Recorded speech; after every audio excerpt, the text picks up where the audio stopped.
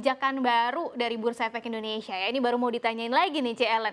Kalau tadi kan Ellen bilang kita bisa lihat sisi positifnya gitu ya, supaya investor bisa lebih independen lagi. Tapi mungkin ada yang udah terbiasa nih dengan analisis bandarmologi tadi ya, melihat kode broker, kemudian juga melihat transaksi investor asing misalnya. Kalau dengan nanti benar-benar berlaku gitu kebijakan baru ini, Ellen punya strategi tersendiri nggak nih buat yang tadi udah terbiasa menggunakan analisis bandarmologi supaya bisa beradaptasi dengan kebijakan baru BI ini tapi bisa tetap cuan gitu, gimana sih caranya, Ellen?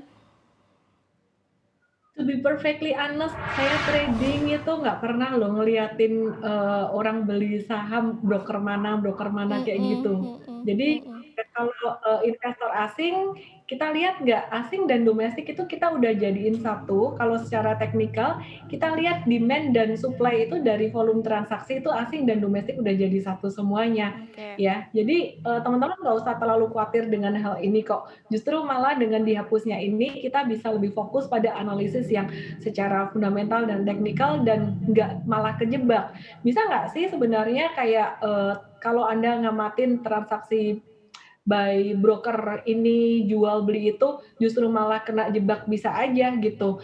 Nah, teman-teman sebenarnya kalau kita ngeliatin jejak broker, dia beli jual di mana, bisa aja beli di broker A. Kemudian dia jualnya bukan dari broker A, dia pindah saham dulu ke broker B, pindah saham lagi ke broker C gitu, jualan di broker C atau belinya di pasar negosiasi, jualannya pakai broker apapun gitu. Jadi sebenarnya Mhm. susah sekali tracking jejak dari market maker ini hanya dengan melihat brokerage ini. Poin kedua tentang Mhm. foreign transaction itu teman-teman nggak usah khawatir lagi. Data terbaru yang saya dapatkan dari Bursa Efek Indonesia, angkanya saya lupa-lupa ingat, Mhm tapi mhm. yang saya ingat itu domestic retail, perhatikan ya, Mhm. domestic retail bukan yang institusi, itu naik Mhm. sudah mendominasi 40%. Dan selebihnya itu yang 20%, sekitaran 20% itu institusi domestik.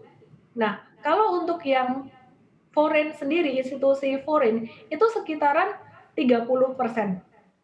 Ya, jadi institusi foreign itu sekitaran 30%.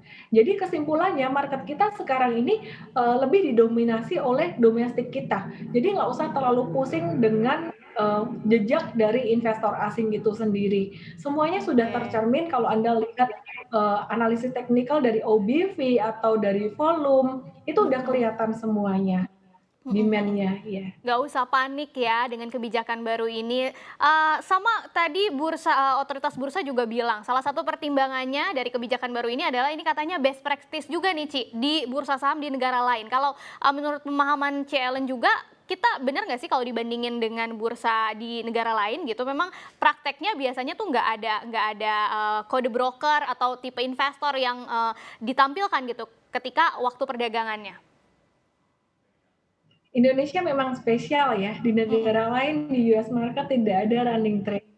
Mhm. Tidak ada pembatasan auto reject atas, tidak ada pembatasan auto reject bawah gitu. Jadi, Oke. betapa investor di Indonesia ini sebenarnya memang sudah dimanjakan gitu loh, agak lama gitu. Udah dilindungi dengan adanya auto reject bawah yang cuma 7%.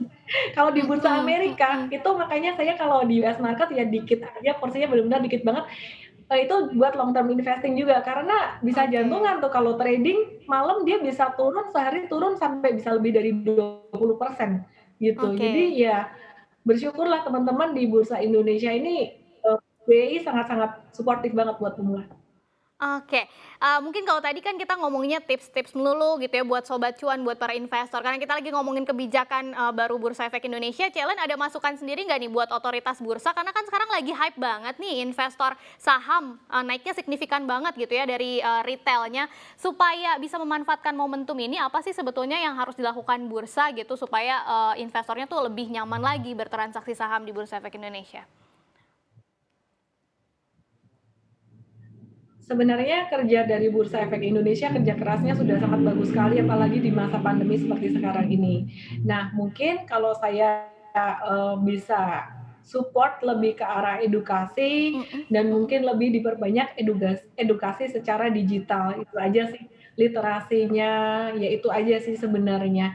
Kalau minat, investasi kayaknya udah nggak usah didorong-dorong, sekarang Kolonials udah mulai pada banyak masuk ke bursa dari Gen Z sampai dengan usia millennials 18 sampai 40 tahun. Itu mendominasi sekitaran 70% lebih, 72% investor dari Bursa Efek Indonesia gitu. Jadi ya Oke. saya rasa lebih banyak ke literasinya aja udah cukup sih. Jangan lupa untuk menginstal aplikasi CNBC Indonesia yang tersedia di App Store dan Play Store untuk terus mengikuti perkembangan berita ekonomi dan bisnis terkini.